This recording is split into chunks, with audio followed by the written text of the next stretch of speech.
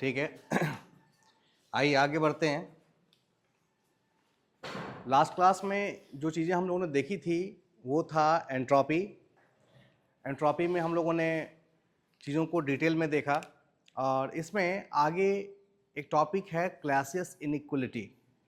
Diploma level पे basically required नहीं है, बीटेक वाले स्टूडेंट्स पढ़ते हैं, लेकिन जो डिप्लोमा स्टूडेंट कॉम्पिटिटिव एग्जामिनेशंस के लिए खुद को प्रिपेयर कर रहे हैं उनके लिए इसकी आवश्यकता है।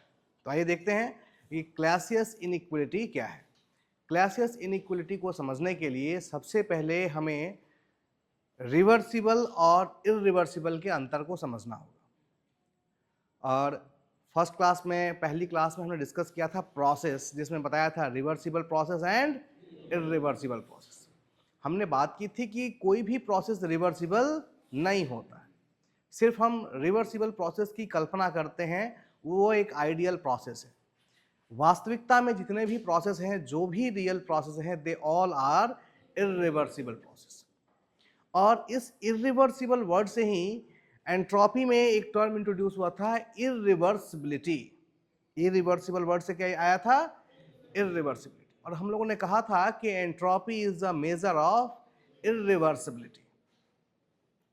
ठीक ना? अब क्या मतलब है भाई? Entropy is a measure of irreversibility का मतलब है यदि एंट्रोपी बढ़ रहा है तो इरिवर्सिबिलिटी, उल्टा भी कह सकते हैं, यदि किसी प्रोसेस की इरिवर्सिबिलिटी बढ़ रही है तो उसकी एंट्रोपी भी बढ़ रही होगी। ठीक ना?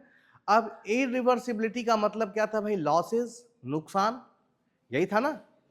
अगर प्रोसेस ज्यादा इरिवर्सिबल होगा तो उसमें नुकसान भी क्या होगा? ज्यादा होगा।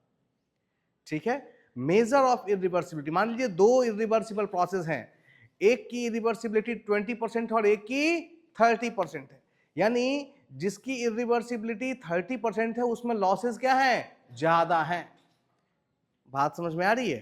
तो बेसिकली, और हम इसको किससे कंपेयर करेंगे? हमेशा रिवर्सिबल आइडियल केस से। तो कैसे कंपैरिजन होता है, इस कंपैरिजन को आपको सीखना है। और सीखने के लिए मैं एक छोटा सा एग्जांपल ले रहा हूं हीट इंजन का। ठीक ना? आप कह सकते हैं इस टॉपिक का नाम है reversible, irreversible and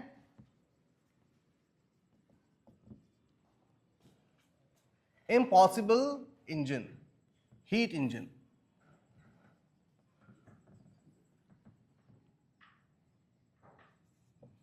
impossible heat engine. Competitive examination में क्वेश्चन आता है, आपको एक हीट इंजन दे करके पूछता है कि बताएं यह हीट इंजन किस तरह का है, क्या यह रिवर्सिबल हीट इंजन है, क्या यह इरिवर्सिबल हीट इंजन है, या फिर यह हीट इंजन इम्पॉसिबल है। ऑब्जेक्टिव एग्जामिनेशन में ये आपके ऑप्शन होते हैं, रिवर्सिबल, इरिवर्सिबल एंड इम्पॉसिबल। तो हम कैसे डिसाइड करें कि कोई इंजन रिवर्सिबल है या फिर इरिवर्सिबल या फिर इम्पॉसिबल? इसको समझने के लिए हम ले लेते हैं, ये है टी हायर, ये हो गया क्यू हायर, ये एक हीट इंजन ले लिया, ये हो गया हमारा sink T lower, heat rejected Q lower, और यहां से हमें मिला वर्क। ठीक ना? ध्यान दें, जब हम कह रहे हैं कि इंजन रिवर्सिबल है, इसका मतलब इंजन कार्नोट है। रिवर्सिबल का मतलब क्या है? कार्नोट। तो हम क्या करेंगे, हम सबसे पहले जो भी इंजन दिया हुआ है ना, उसकी कार्नोट एफिशिएंसी निकाल लेंगे या कार्नोट साइकिल की एफिशिएंसी निकाल लेंगे। ठीक है? तो मान लो ये सिस्टम दिया हुआ है, सबसे पहले यदि हम इसकी इस इंजन को क्या मान लें? रिवर्सिबल मान लें, तो इसकी एफिशिएंसी निकालने के लिए कौन सी एफिशिएंसी निकालनी पड़ेगी? कार्नोट हीट इंजन की एफिशिएंसी निकालनी पड़ेगी। और यदि हम इसको माने, इसका हीट इंजन का एफिशिएंसी निकालें, efficiency of Carnot heat engine, कितना हो जाएगा भाई? हमें पता है कार्नोट हीट इंजन की एफिशिएंसी सिर्फ दो लोगों पर निर्भर करती है, टी हायर एंड, और पूरी दुनिया से इसको किसी से मतलब नहीं है। तो इसकी एफिशिएंसी होगी 1 minus T lower upon T. ठीक है? बात समझ में आ गई? अब यदि हमने इंजन की एफिशिएंसी निकाली और वो इसके बराबर आई, इस यूनिट के इक्वल आई, तो ये कौन सा हीट इंजन हो जाएगा? कार्नोट, या फिर कहें रिवर्सिबल हीट इंजन। लेकिन यदि जो एफिशिएंसी है, efficiency of heat engine is less than 1 minus T lower upon T higher, efficiency heat engine की जो एफिशिएंसी आई वो कम आई, किससे? 1 माइनस टी लोअर अपॉन, ये क्या है? This is the Carnot efficiency. मान लीजिए कार्नोट एफिशिएंसी 60% आई थी और आपने एक दूसरा इंजन का निकाला, उसका 60% से क्या आया? कम आया, यानी 1 minus T lower upon T higher से कम आया। तो ध्यान रखें, इरिवर्सिबल इंजन की जो एफिशिएंसी होगी वो हमेशा रिवर्सिबल से क्या होगी? कम होगी। तो यदि कम आ रहा है, इसका मतलब इंजन कैसा होगा? इरिवर्सिबल होगा, क्योंकि अधिकतम एफिशिएंसी कार्नोट की हो सकती है। तो जो कार्नोट के बराबर आता है तो रिवर्सिबल, कार्नोट से कम आता है तो और यदि किसी ने एक ऐसा इंजन बना दिया जिसकी एफिशिएंसी कार्नोट से ज्यादा हो जाए तो वो क्या होगा? इम्पॉसिबल। बात समझ में आ रही है? इम्पॉसिबल क्यों हुआ? कार्नोट से ज्यादा होने का एक ही मतलब है, वो किसको वायलेट कर रहा है? केल्विन प्लैंक के स्टेटमेंट को। क्योंकि केल्विन प्लैंक ने कहा था कि किसी भी इंजन की एफिशिएंसी 100% नहीं हो सकती, ठीक ना? और ये भी कहा था कि किसी रिवर्सिबल हीट इंजन की जो एफिशिएंसी है वो क्या होगी? मैक्सिमम होगी। और अगर कोई कह रहा है कि उस मैक्सिमम के ऊपर हमारी एफिशिएंसी है, इसका मतलब तुम झूठ बोल रहे हो, ऐसा इंजन असंभव है। तो एक ये टॉपिक समझ में आया, कैसे हम ये डिसाइड करेंगे कि इंजन रिवर्सिबल है, इंजन इरिवर्सिबल है, या फिर इंजन इम्पॉसिबल है। क्लियर है? आई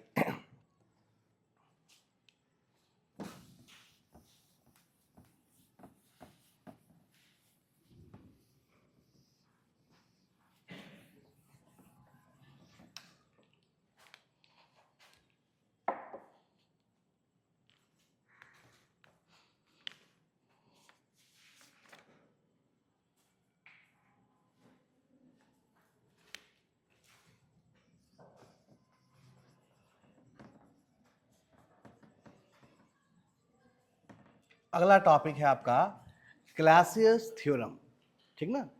क्लासियस थ्योरम क्या है? एक तो आपने क्लासियस का स्टेटमेंट देखा था सेकंड लॉ का, और आगे है क्लासियस थ्योरम। अब ये क्लासियस थ्योरम क्या है, इसको समझेंगे।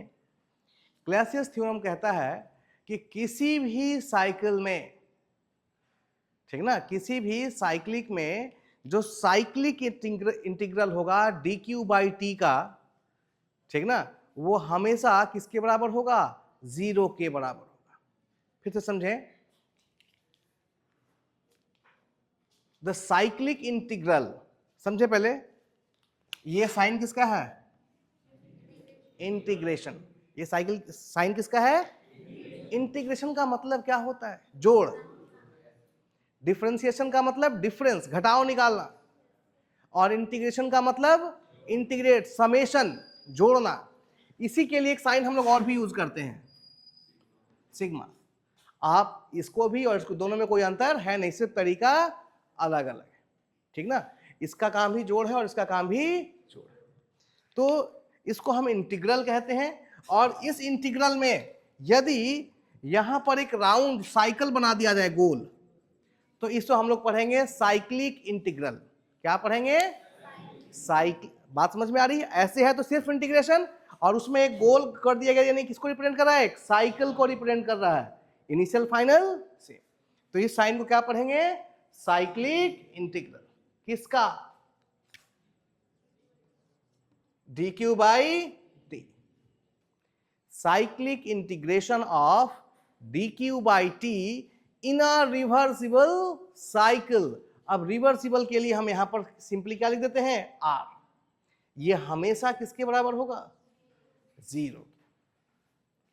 फिर से देखिए मैं क्या पढ़ रहा हूं, the cyclic integral of D Q by T in a reversible cycle is always equal to 0। बात समझ में आ रही? ये जो थ्योरम है, इस थ्योरम को हम क्या कहते हैं? Clausius theorem. अब ये थ्योरम क्या है, कहां से आया, ये चीज देखते हैं क्यों ऐसा हुआ।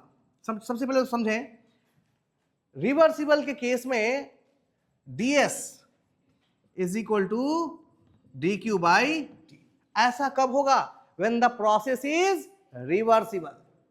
यदि प्रोसेस रिवर्सिबल है तो ds is equal to d Q by T. Definition किसका है, एंट्रोपी का। और यदि प्रोसेस इरिवर्सिबल है तो ds is greater then D Q by T. कब, यदि प्रोसेस क्या हो, इरिवर्सिबल। इरिवर्सिबल का मतलब देखिए, ds क्या है, and change in entropy. ds क्या है भाई, चेंज इन एंट्रोपी। तो change in entropy D Q by T के बराबर कब होगा, जब प्रोसेस क्या हो, रिवर्सिबल। लेकिन चेंज इन एंट्रोपी बढ़ जाएगा, किससे ज्यादा हो जाएगा, डी क्यू बाई टी। कब, जब प्रोसेस क्या हो, इरिवर्सिबल। ठीक ना, क्योंकि इरिवर्सिबल में, प्रोसेस में इरिवर्सिबिलिटी के कारण एंट्रोपी हमेशा क्या होगी, बढ़ेगी।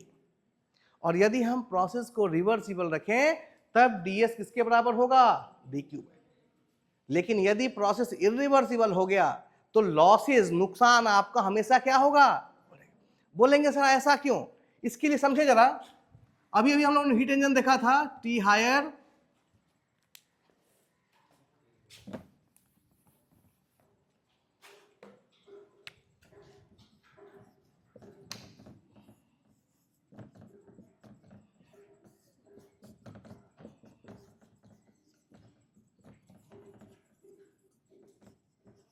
ध्यान दें, यदि ये एक रिवर्सिबल हीट इंजन है, यदि यह एक रिवर्सिबल हीट इंजन है और सेम इसी तरह का मैं एक दूसरा इंजन बना लूं और उसे क्या मान लूं, इरिवर्सिबल। ठीक है, आइए थोड़ा सा यहां पहुंचने के लिए एक अलग तरीके से चलते हैं।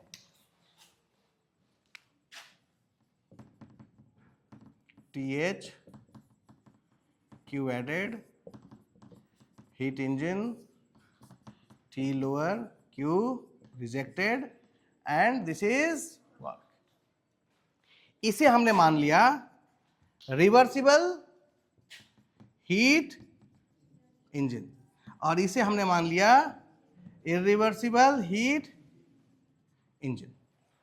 ठीक है, ध्यान दें, एक रिवर्सिबल है और एक इरिवर्सिबल। ठीक, तो रिवर्सिबल की जो एफिशिएंसी होगी, efficiency of reversible heat engine is always greater than efficiency of irreversible heat engine. ठीक है, क्योंकि अगर वो रिवर्सिबल है तो उसमें लॉसेस क्या होंगे, कम होंगे, और इरिवर्सिबल में लॉसेस क्या होंगे, ज्यादा होंगे। अब लॉसेस, लॉस किसको, यहां लॉस क्या है, हीट रिजेक्शन। हीट रिजेक्शन ही तो हमारा लॉस है। इसका मतलब कि यदि ये इरिवर्सिबल हीट इंजन है तो इसका ये जो हीट रिजेक्शन है, this will be always greater than this. बात समझ में आ रही है, समझो। अगर ये रिवर्सिबल था और इसकी एफिशिएंसी कितनी थी, 60%। रिवर्सिबल हीट इंजन यानी कार्नोट एफिशिएंसी कितनी थी, 60%। इसका मतलब है यदि आप 10 किलो जूल हीट देंगे और इसकी एफिशिएंसी 60% है तो 10 किलो जूल में कितना वर्क में कन्वर्ट होगा, 6 किलो, और कितना रिजेक्ट हो जाएगा, 4 किलो। ये बात समझ में आ रही है।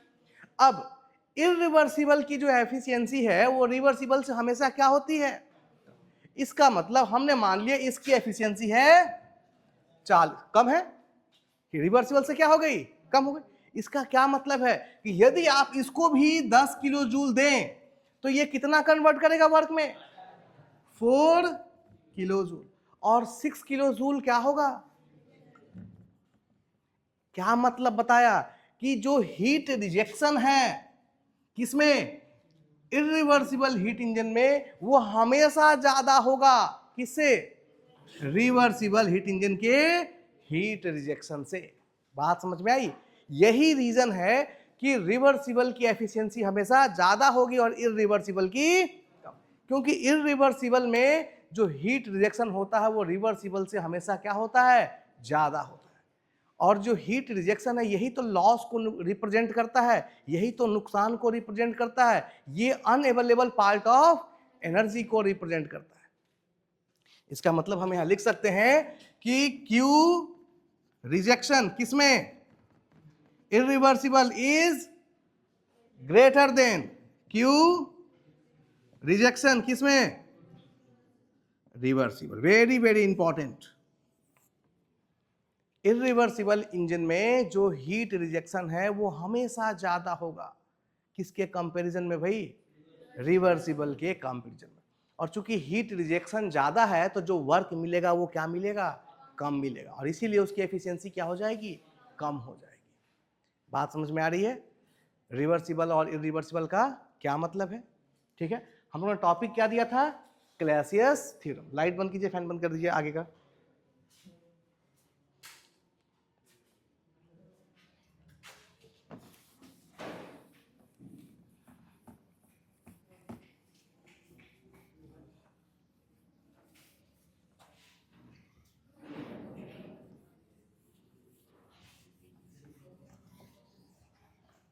ठीक है, थोड़ा चलते हैं क्लैसियस थ्योरम पे।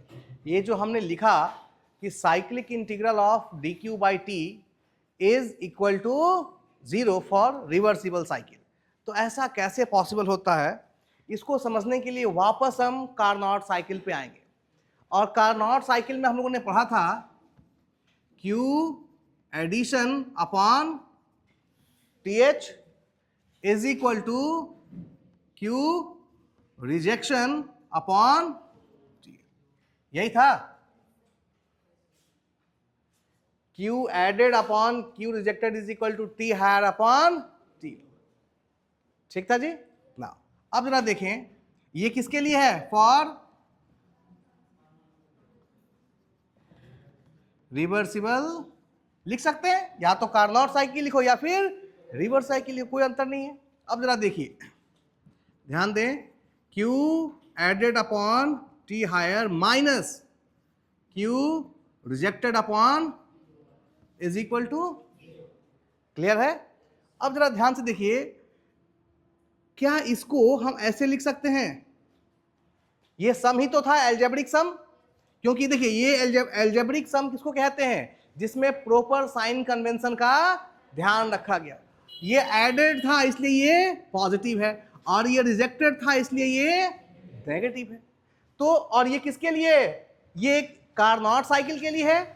कार्नोट साइकिल में heat added upon the corresponding temperature minus heat rejected upon corresponding temperature का सम किसके बराबर है, 0। इसका मतलब इंटीग्रेशन का मतलब जोड़, और किसमें, साइकिल में, क्योंकि ये किसके लिए है, कार्नोट साइकिल के लिए। किसका जोड़ है भाई, डी क्यू अपॉन टी। देखिए Q upon T, heat transfer upon the corresponding temperature, ये इसकी वैल्यू किसके बराबर होगी, दिस इज इक्वल टू 0। इसी को इस फॉर्म में लिखा गया है, ये कोई अलग नहीं। यहां पर ये जोड़ था, सिंपल एल्जेब्रिक जोड़ था, इसको दिखाने के लिए इंटीग्रेशन का साइन यूज किया गया। चूंकि ये कार्नोट साइकिल के लिए था इसलिए इसको साइकिल से दिखाया गया, और रिवर्सिबल के लिए था इसलिए यहां पर क्या लिख देते हैं, आ। अब इसको पढ़ेंगे कैसे, cyclic integration of a reversible cycle of D Q by T is equal to 0। या फिर ऐसे कहेंगे, किसी भी रिवर्सिबल साइकिल में डी क्यू बाई टी का समेशन या फिर इंटीग्रेशन किसके बराबर होगा, 0 के बराबर। और इसी थ्योरम को क्या कहा गया, क्लैसियस थ्योरम। ठीक ना। अच्छा ये होता क्यों है जरा समझें, डी क्यू बाई टी को क्या लिख सकते हैं, डी, कब if the process is reversible, if the process is reversible. अब जरा देखिए, यदि इस डी क्यू बाई, चूंकि ये रिवर्सिबल के लिए, इस डी क्यू बाई टी के बदले क्या लिख सकते हैं, ds, cyclic integral of ds is equal to, लिख सकते हैं, चूंकि रिवर्सिबल के लिए डी क्यू बाई टी किसके बराबर होता है, ठीक ना। अब जरा देखिए, ds इज इक्वल टू 0, यानी चेंज इन एंट्रोपी क्या हो गया, 0 हो गया। तो एंट्रोपी खुद क्या हो जाएगा, कांस्टेंट हो जाएगा। बात समझ में आ रही है। और एंट्रोपी क्या है भाई, एंट्रोपी क्या है, इट इज अ प्रॉपर्टी, और जितनी भी प्रॉपर्टी होती है वो सबके सब पॉइंट फंक्शन होते हैं। और पॉइंट फंक्शन में साइकिल में कितना चेंज होगा, कितना होगा भाई, बात समझ में आ रही है। चूंकि एंट्रोपी एक प्रॉपर्टी है और जितनी भी प्रॉपर्टी होते हैं they all are point function, और इसीलिए जब हम साइकिल में इंटीग्रेट करेंगे, यानी साइकिल में नेट चेंज निकालेंगे किसी प्रॉपर्टी में, it will be always be equal to 0। यही चीज कौन कहना चाहते थे, क्लासियस, इसलिए उन्होंने इसको एक थ्योरम के रूप में दिया। बात समझ में आ रही है। यहीं पर एक टॉपिक और भी आता है, क्लासियस इनइक्वलिटी।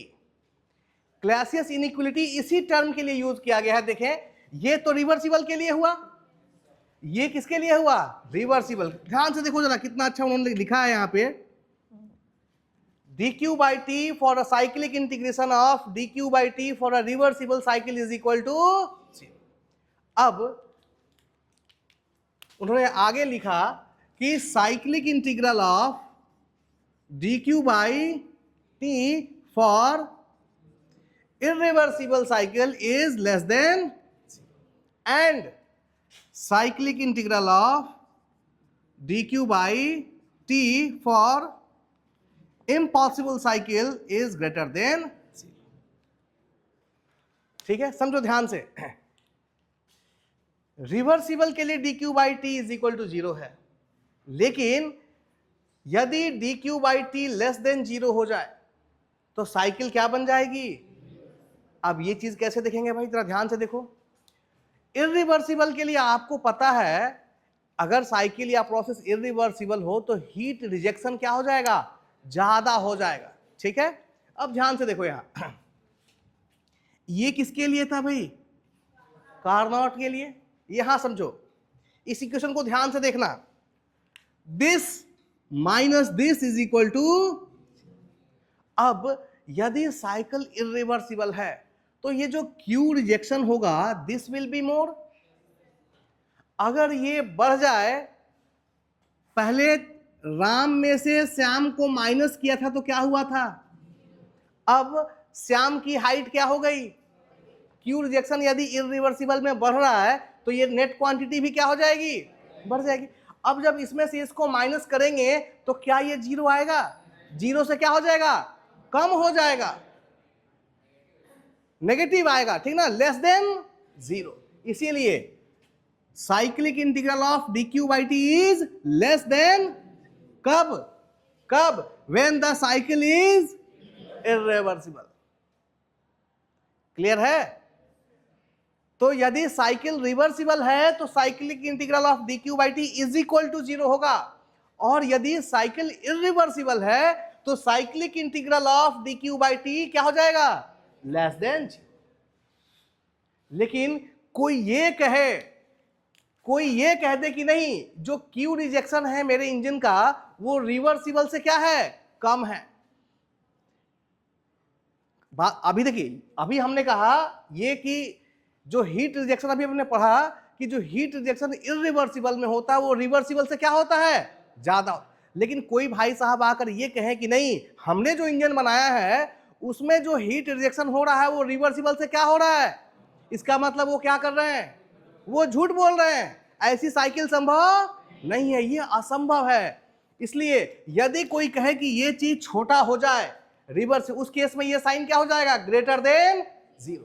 इसीलिए cyclic integral of dq by t is greater then 0 जैसे ही होगा ये साइकिल क्या हो जाएगी, इम्पॉसिबल हो जाएगी, ये चीज संभव नहीं है। तो ये जो 3 टर्म आया, this is first, cyclic integral of dq by t is equal to 0 किसके लिए, रिवर्सिबल साइकिल की। इसको, ये पहली इनइक्वालिटी है, ये हमारी दूसरी इनइक्वलिटी है और ये हमारी तीसरी। जैसे कि हमारा इंजन रिवर्सिबल, इरिवर्सिबल और इम्पॉसिबल था, वैसे ही साइकिल रिवर्सिबल, इरिवर्सिबल और क्या होगी, इम्पॉसिबल। बात समझ में आई कि क्लासियस थ्योरम क्या है और क्लासियस इनइक्वलिटी। ठीक है, आई ये सब मात्र कॉम्पिटिटिव एग्जामिनेशंस के लिए है, सेमेस्टर में सब कहीं नहीं पूछने वाला। सेमेस्टर में आपसे क्या पूछ सकता है, what is the definition of entropy, that's all. इसके अलावा ये सब चीजें कभी नहीं आएंगी। लेकिन अगर आप कुछ अलग करना चाहते हैं तब इनकी आवश्यकता आपको पड़ेगी।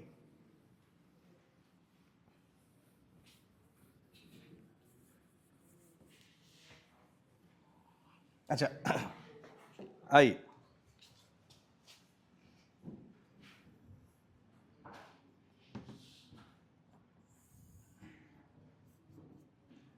हमने यहां पर एक सोर्स लिया है और एक सिंक लिया है। अब देखिए जरा, यहां पर एक हीट इंजन 1 लगाया है, यहां पर हीट इंजन 2 लगाया है, यहां पर हीट इंजन।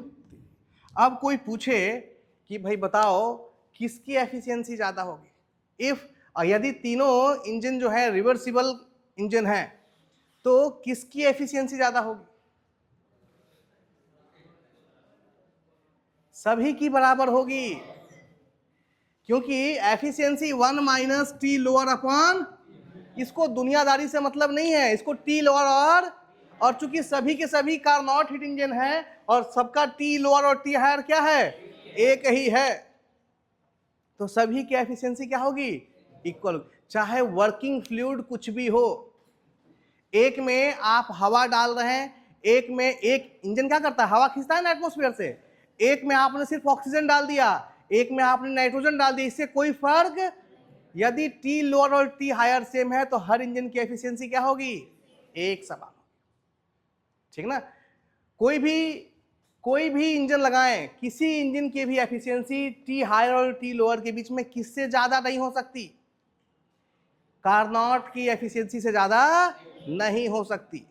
और यदि कोई कह रहा है कि हमने ऐसा कर दिया, इसका मतलब वो झूठ बोल रहा है, हम इम्पॉसिबल है वो।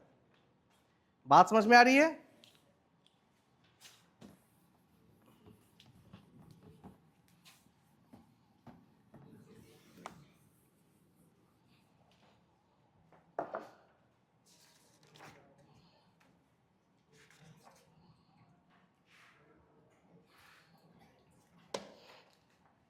एंट्रोपी को थोड़ा सा और आगे ले चलते हैं। एंट्रोपी को कहा जाता है कि जो सेकेंड लॉ ऑफ थर्मोडायनेमिक्स है उसको मैथमेटिकल रूप से रिप्रेजेंट कौन करता है, एंट्रोपी करता है। सेकेंड लॉ के दो स्टेटमेंट थे, एक ने क्वालिटी बताई थी और एक ने डायरेक्शन बताया था। ठीक ना, ये था ना, डायरेक्शन ऑफ हीट ट्रांसफर, और दूसरे ने क्वालिटी ऑफ हीट बताई थी। ये दोनों काम मैथमेटिकल रूप से प्रूव करने का काम किसका है, एंट्रोपी का। जो एंट्रोपी है इन दोनों ही चीजों को प्रूव करती है मैथमेटिकली। इसीलिए हम कहते हैं कि entropy is the mathematical interpretation of second law of thermodynamics. कैसे करती है देखते हैं। सबसे पहले कैसे एंट्रोपी क्वालिटी के बारे में बताती है ये देखते हैं। याद कीजिए, शुरुआत में मैंने एक एग्जांपल लिया था, ठीक ना, और लिया था 1000 kilo joule at 200 degree centigrade और 1000 kilo joule at 500 degree centigrade. ठीक है, क्वांटिटी वाइज देखें तो ये भी कितना है और ये भी 1000। तो फर्स्ट लॉ के अनुसार जो भी हीट आप देंगे वो किस में कन्वर्ट होगा, वर्क में। तो फर्स्ट लॉ के अनुसार ये दोनों एनर्जी क्या हो गई, आपस में बराबर होंगी, जो कि गलत है, क्योंकि दोनों की क्वांटिटी तो सेम है बट क्वालिटी क्या है, अलग अलग।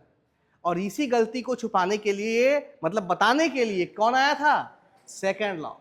ठीक ना, तो कैसे, अब सेकेंड लॉ ने तो बता दिया कि इस वाले की जो स्टीम, जो हीट 500 डिग्री सेंटीग्रेड पे इसकी क्वालिटी अच्छी है इसके कंपेयर, बट प्रूव किसने किया, प्रूव किया एंट्रोपी ने आकर के।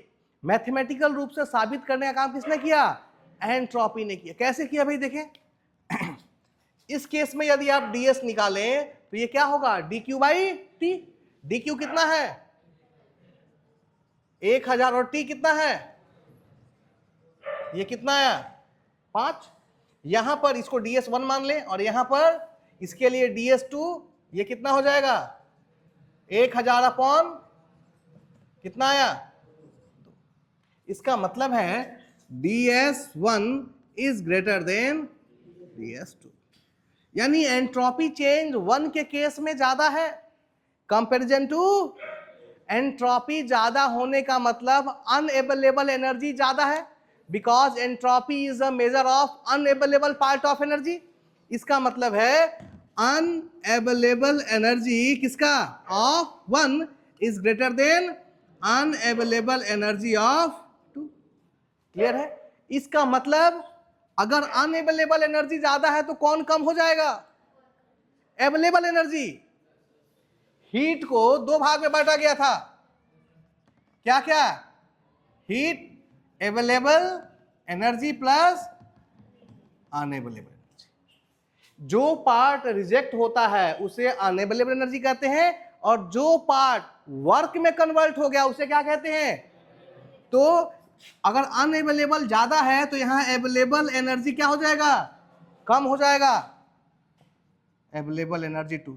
और अवेलेबल एनर्जी कम होने का मतलब क्या होना, कम, work of 1 is less than work of 2। या यूं कहे कि 2 में वर्क हमें ज्यादा मिलेगा 1 के कंपैरिजन। बात समझ में आई। अब 2 में वर्क ज्यादा मिल रहा है, इसका मतलब उसकी क्वालिटी क्या है, ज्यादा अच्छी, ठीक ना। तो कैल्विन प्लैंक ने तो सिर्फ कहा, उसे साबित किसने किया आकर के, एंट्रोपी ने। इसीलिए एंट्रोपी को कहते हैं कि यह मैथमेटिकल रूप से जो स्टेटमेंट है सेकंड लॉ के उनको साबित करने का काम कौन करता है मैथमेटिकल रूप से, entropy. It is the mathematical interpretation of second law of thermodynamics. दूसरा क्या था भाई, डायरेक्शन। दूसरा क्या था, सेकंड लॉ का दूसरा स्टेटमेंट क्या बताता था, यही चीज आकर के एंट्रोपी ने भी बताई। एंट्रोपी ने कहा कि कोई भी प्रोसेस और हीट का ट्रांसफर हमेशा उस दिशा में अपने आप होगा जिस दिशा में एंट्रोपी क्या हो रही हो, इंक्रीज कर रही हो। कोई भी हीट ट्रांसफर की दिशा क्या होगी, हमेशा उस डायरेक्शन में होगी जिस डायरेक्शन में क्या हो रहा हो, एंट्रोपी इंक्रीज कर रहा हो। या कोई भी प्रोसेस हमेशा उस दिशा की तरफ अपने आप मूव करेगा, कुछ करने की आवश्यकता नहीं है। किस दिशा में, जिस दिशा में एंट्रोपी क्या हो रही हो, बढ़ रही हो,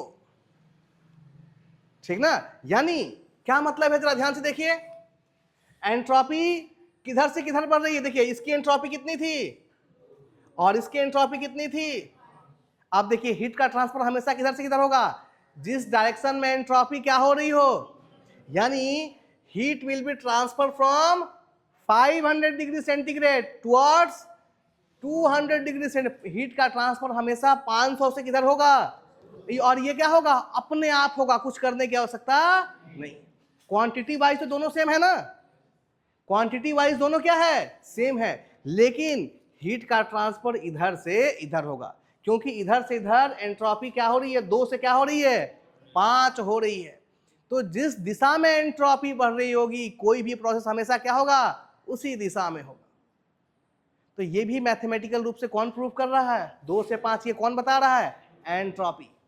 तो एंट्रोपी ने जो भी सेकेंड लॉ का केल्विन प्लैंक स्टेटमेंट था या फिर क्लासिक स्टेटमेंट था, इनको मैथमेटिकल रूप से प्रूव करने का काम किसने किया, एंट्रोपी ने किया। बात समझ में आ रही है।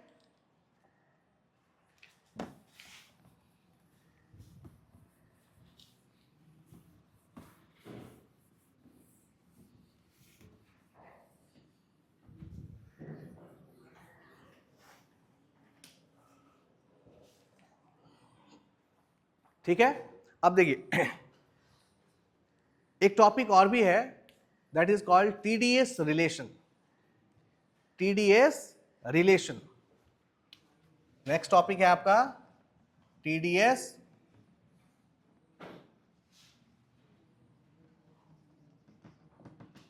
रिलेशन, ठीक ना। टीडीएस रिलेशन क्या है और ये आपको कब मिलता है? जब आप फर्स्ट लॉ और सेकेंड लॉ को कंबाइंड कर देते हैं तो जो रिलेशनशिप आपको मिलता है उसे ही हम क्या कहते हैं? TDS relation. जब आपने फर्स्ट लॉ पढ़ा था तो उससे आपको दो इक्वेशन मिले थे, ठीक ना, फ्रॉम फर्स्ट लॉ।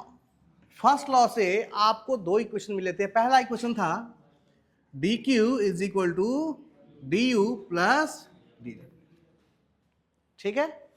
और एक दूसरा इक्वेशन भी फर्स्ट लॉ से आपको मिला था, H is equal to u plus p v. This is the enthalpy. और ये एंथैल्पी का इक्वेशन कहां से निकला था? फर्स्ट लॉ ऑफ थर्मोडायनेमिक्स से निकला था। जब आप क्या पढ़ रहे थे? Specific heat at constant pressure, CPCB पढ़ रहे थे, तो वहां से आपको ये चीज मिली थी। और from second law, second law से आपको क्या मिला भाई? बताइए। एंट्रोपी मिला। अभी अभी बताया ना कि एंट्रोपी क्या है? It is the mathematical interpretation of second law of thermodynamics. कोई क्वेश्चन तो मिला नहीं है ना, तो फाइनली एक मैथमेटिकल रूप से मिला, ds इज इक्वल टू, क्योंकि अब हम इसको सेकेंड लॉ क्यों माने भाई? क्योंकि इसी ने तो अभी अभी केल्विन प्लैंक को भी साबित किया मैथमेटिकल रूप से, और क्लासियस को भी साबित किया। इसी ने क्वालिटी भी बताई और इसी ने डायरेक्शन भी बताई। इसका मतलब ये अल्टीमेटली क्या बता रहा है? सेकेंड लॉ ऑफ थर्मोडायनेमिक्स को बता रहा है। क्लियर है? तो ये फर्स्ट लॉ से मिला और ये हमें, जब हम इन दोनों लॉ को आपस में कंबाइंड करते हैं तो हमें एक फाइनल रिलेशन मिलता है। एक नहीं, दो मिलता है। उसी को हम क्या कहते हैं? टीडीएस रिलेशन, ठीक ना। आइए कंबाइन करके देखते हैं। ध्यान दें, पहले इसको देखें। D q is equal to D u plus, क्या ऐसे लिख सकते हैं? डी डब्ल्यू को क्या लिख दिया? PDB. D W is the work done, और वर्क हम लोगों ने क्लोज सिस्टम के लिए क्या निकाला था? पीडीबी। तो इसको हमने सिंपली क्या लिख दिया? पीडी। अब जरा ध्यान से देखें, सेकेंड लॉ से आपको यहां डी क्यू क्या मिलेगा? T into d s. Take it as equation 2 and take it as equation 1। 1 और 2 को यूज करें फ्रॉम 1 एंड 2। डी क्यू को क्या पुट कर सकते हैं? T D S is equal to D u plus p d. This is your first TDS relation. ये आपका क्या है? पहला टीडीएस रिलेशन है। बात समझ में आई? आइए सेकेंड टीडीएस रिलेशन देखते हैं। इसके लिए हम इस इक्वेशन का यूज करेंगे, H is equal to u plus PV. आप इसको जरा डिफ्रेंशिएट करें तो क्या बन जाएगा? H क्या हो जाएगा? D H is equal to D u plus, इसको डिफ्रेंशिएट करें, देखिए ये u इंटू वी है, ठीक ना। दो क्वांटिटी है तो डिफ्रेंशिएट करें, u into D D x of v plus v into D D x of, इसको डिफरेंशिएशन समझ में आया ये, ठीक ना। अब देखिए जरा, u d u plus p d v, d u plus, इसको क्या लिख सकते हैं हम लोग? लिख सकते हैं, so D H is equal to, इसको लिख दिया T D S plus V D P, ठीक है। अब देखिए जरा टी डी एस यहां से क्या आएगा? T D S is equal to d H minus, this relation is called second TDS. ये ऑब्जेक्टिव एग्जाम में कई बार पूछ रखा है, ठीक ना, कि टीडीएस रिलेशन क्या होता है, फर्स्ट टीडीएस क्या होता है और सेकेंड टीडीएस रिलेशन क्या होता है, ठीक ना। दोनों रिलेशन हम लोगों ने देख लिए।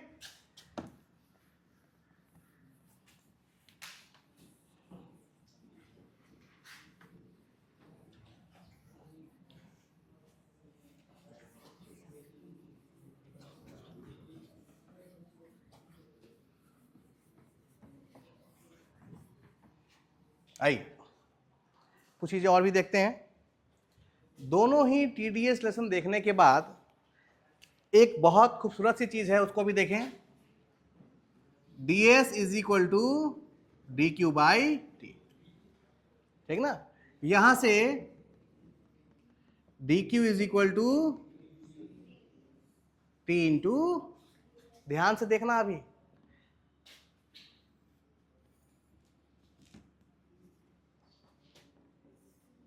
कुछ दिनों पहले मैंने आप लोग से वर्क निकलवाया था, यहां था P और यहां था V, ठीक ना। और d W is equal to क्या आया था, P डॉट PDB वर्क आया था। क्लोज सिस्टम में जो वर्क ट्रांसफर होता है that is equal to PDB और area of, very very important, ये क्वेश्चन न जाने कितनी बार पूछा गया है। पीडीबी डायग्राम का एरिया क्या देता है, work done in closed system, be clear, work done in the same way, area of TS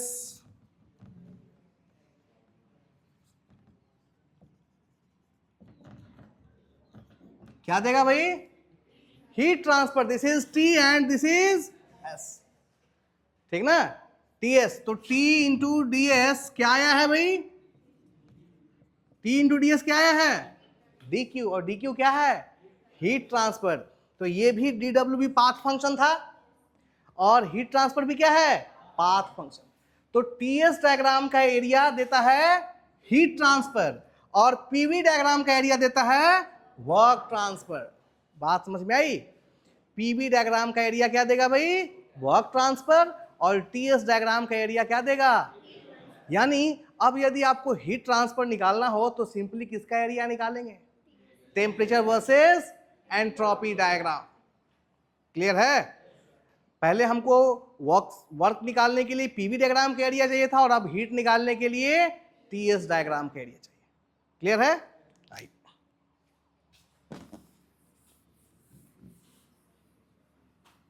इन सबको नोट्स का हिस्सा जरूर बनाइएगा, बहुत बेनिफिट होगा।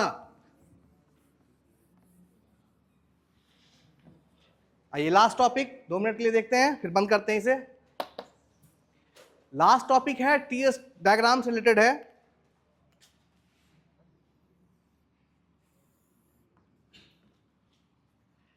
अभी अभी हमने सीखा कि टीएस डायग्राम का एरिया हम निकाल लेंगे तो हमें क्या मिलेगा भाई, हीट ट्रांसफर। अब जरा याद कीजिए, हीट ट्रांसफर के लिए हमने आपको 2 प्रोसेस सिखाए हैं। कांस्टेंट प्रेशर पर हीट सप्लाई होता है, अरे मोमबत्ती में आग लगाई थी, सीपीसी भी याद करो, 2 डायग्राम बनाया था, एक में कांस्टेंट प्रेशर पे हीट ट्रांसफर हुआ था और एक में कांस्टेंट वॉल्यूम पे, ठीक ना। अभी हमने सीखा कि एरिया निकालने के लिए हमें टीएस डायग्राम का, हीट ट्रांसफर निकालने के लिए हमें टीएस डायग्राम का क्या निकालना होगा, एरिया। लेकिन हमें पता है कि हीट ट्रांसफर जब भी हम करते हैं तो या तो हम प्रेशर को कांस्टेंट रखते हैं या फिर हम वॉल्यूम को कांस्टेंट रखते हैं, ठीक ना। अब आपको कैसे मालूम चलेगा कि कौन लाइन ऊपर होगी और कौन सी लाइन नीचे होगी। ध्यान दें, यदि आप प्रेशर को कांस्टेंट रख के हीट सप्लाई करें तो कर्व किस तरह का बनेगा, इसके रिस्पेक्ट में सोचो, ये है T और ये है S। प्रेशर कांस्टेंट है और आप हीट दे रहे हैं तो टेम्परेचर बढ़ेगा, और हीट देंगे तो एंट्रोपी भी, ध्यान दें, ds is equal to d Q by. अब आप लगातार हीट दे रहे हैं, लगातार क्या दे रहे हैं, हीट दे रहे हैं, तो एंट्रोपी क्या होगी, बढ़ेगी, क्लियर है। और टेम्परेचर भी क्या होगा, बढ़ेगा। बात समझ में आ रही है, हीट करेंगे किसी को, उसका टेम्परेचर क्या होगा, बढ़ेगा ना, ये चीज क्लियर है। तो कर्व कुछ इस तरह का बनेगा, 1 एंड दिस इज 2। ये जनरली स्ट्रेट लाइन नहीं है, ये एक हल्का सा स्लोप लेती हुई लाइन हमको मिलती है। तो हमने मान लिया इस दौरान P क्या था, अब एक दूसरा प्रोसेस आया जिसमें हमने प्रेशर को कांस्टेंट ना रखा, किसको कांस्टेंट रखा, वॉल्यूम को कांस्टेंट रखा, 2 डैश।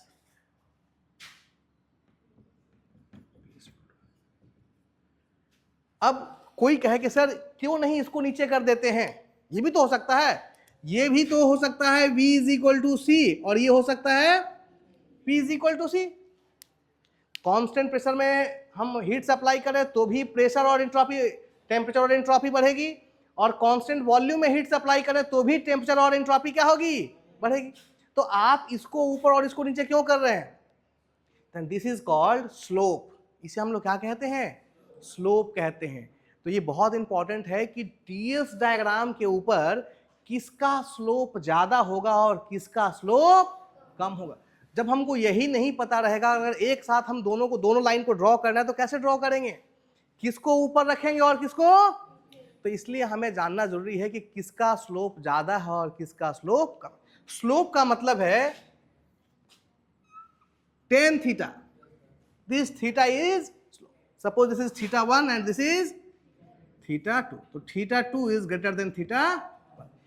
अगर theta 2 बड़ा यानी कांस्टेंट प्रेशर का स्लोप क्या है और कांस्टेंट वॉल्यूम का स्लोप क्या है, कम, यानी कांस्टेंट वॉल्यूम नीचे होगा और कांस्टेंट प्रेशर ऊपर होगा। लेकिन अभी ये डिसाइडेड नहीं है कि आखिर कौन ऊपर होगा और कौन नीचे, ठीक है। जनरली जब हम लोग पढ़ते हैं तो हम लोग स्लोप निकालते हैं कैसे, ये हमारा एक्स एक्सिस और ये हमारा वाई एक्सिस।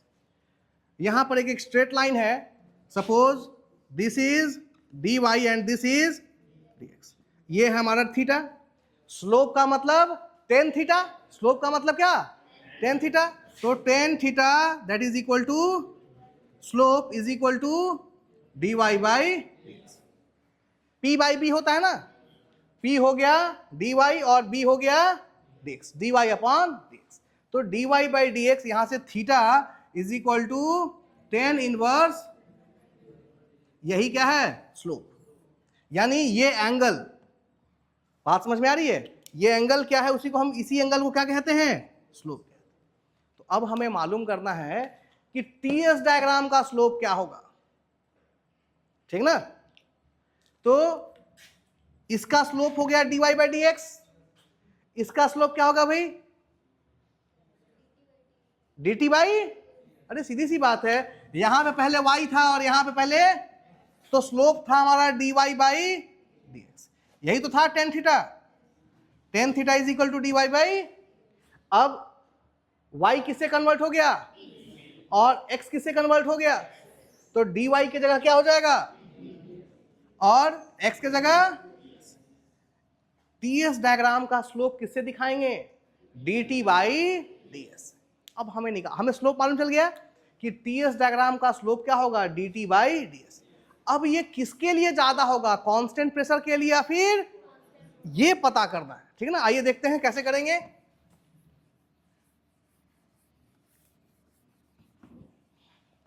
ध्यान दे, समझेंगे थोड़ा सा। यहां पे हमारे पास दो टीडीएस रिलेशन थे। देखिए, दो टीडीएस रिलेशन का मतलब उनको हम टेम्परेचर वर्सेस एंट्रोपी रिलेशंस के रूप में जानेंगे, ठीक ना। TDS temperature versus change in entropy. तो पहला रिलेशन क्या था भाई, TDS is equal to d plus, ये था। और सेकेंड रिलेशन क्या था भाई, TDS is equal to dH minus Vd. यही दो रिलेशन थे। सबसे पहले हम कांस्टेंट वॉल्यूम के लिए देखते हैं कि कांस्टेंट वॉल्यूम के लिए स्लोप क्या होगा, और फिर देखेंगे किसके लिए, कांस्टेंट प्रेशर के लिए। आइए, और स्लोप निकालने के लिए हम क्या निकालेंगे, dt बाई ds। चलो ठीक है, देखते हैं। सबसे पहले for constant volume process, constant volume process के लिए v क्या होगा, v is equal to C, that is dv is equal to कितना हो जाएगा, कांस्टेंट को डिफरेंशिएट करेंगे तो कितना आएगा। अब जरा देखो, फर्स्ट टीडीएस रिलेशन यूज करके देखो जरा, TDS is equal to d plus. अब कहेंगे सर पहला वाला ही क्यों यूज कर रहे हैं, क्योंकि इसमें हमें क्या दिख रहा है, dv, कांस्टेंट वॉल्यूम हम यहां यूज कर सकते हैं, ठीक ना। अब देखिए, इसमें dv कितना, कांस्टेंट वॉल्यूम के लिए dv क्या होगा, तो ये टर्म पूरा का पूरा, तो T D S is equal to D U, और डी यू की वैल्यू कितनी होती है भाई, m cp into D T. 1 kg के लिए cv into D T. CP भूल गए? cv is equal to du upon D T when v is equal to, तो यहां से du निकालेंगे तो cv इंटू क्या आएगा? dt। ध्यान दें, cv इंटू। अब हम ऐसा क्यों लिख रहे हैं? क्योंकि हमें dt बाई क्या चाहिए, और ये अब हमको मिल जाएगा यहां से। ध्यान से देखें, यहां क्या है? ds और यहां क्या है? dt। तो dt upon ds is equal to क्या आएगा? t upon c। बात समझ में आई? dt बाई ds निकल गया, t अपॉन c। ये किसके लिए है? कांस्टेंट वॉल्यूम के लिए। क्लियर है? और dt बाई ds ही क्या है? स्लोप। dt बाई ds को ही हमने क्या कहा है? dt बाई ds ही क्या है भाई? स्लोप है। अब जरा देखो, अब कांस्टेंट प्रेशर के लिए देखते हैं। For constant p is equal to, तो dp सेकेंड TDS यूज कर सकते हैं। देखिए यहां पे dp है, तो TDS is equal to DH minus VD, ये टर्म जीरो कांस्टेंट प्रेशर के लिए। और DH को क्या लिख सकते हैं आप? CP इंटू लिख सकते हैं यहां से, CP is equal to DH upon DT, P is equal to C। Clear है? फिर ध्यान से देखें, फिर से DT है और DS, DT by DS is equal to T upon C। ये आया कांस्टेंट वॉल्यूम के लिए और ये आया कांस्टेंट, ये कांस्टेंट वॉल्यूम का स्लोप है और ये कांस्टेंट। अब बात यह है ना कि बड़ा कौन होगा? बड़ा कौन होगा मतलब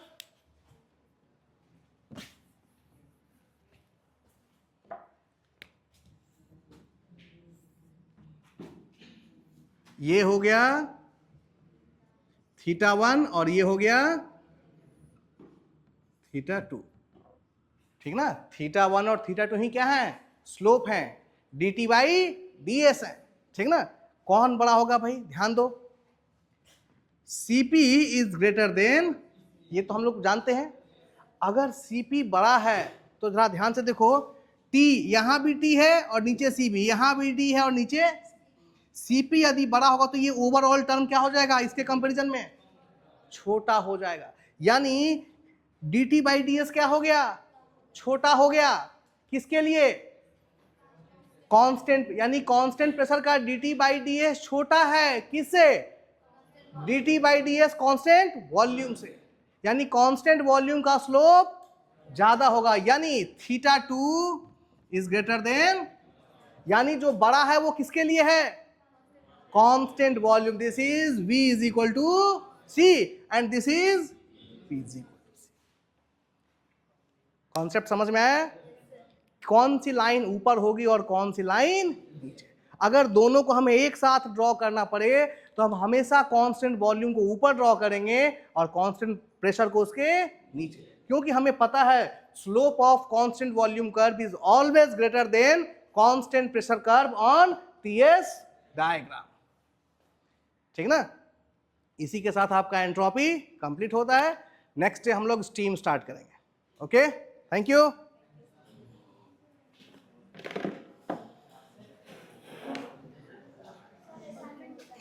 हाँ, बता रहा हूँ।